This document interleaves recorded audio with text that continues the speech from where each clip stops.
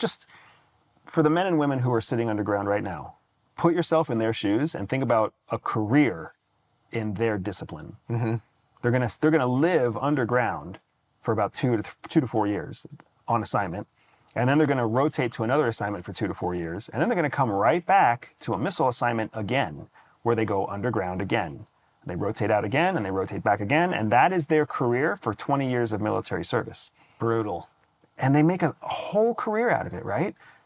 That's when they're away from their family, they're not doing God's work. They're just waiting for the hopeful never end of the planet Earth, right? What do you do to kill time down there? Do you just bring a book and read? There's a lot of correspondence education.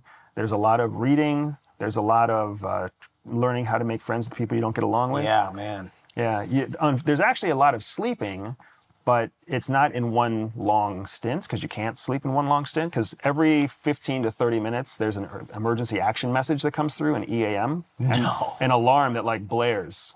So that's the drill. So what ends up happening is you, as either the junior or the senior missile command officer, you'll try to rest, being interrupted every 4 or so hours. This is literal torture.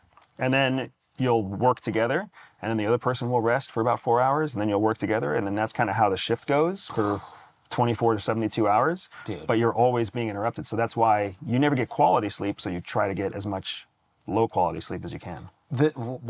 Are these drills to make sure you're not just like screwing around? There's two reasons. There's two reasons. One, the drills are there because they need to desensitize you to potentially launching nuclear weapons.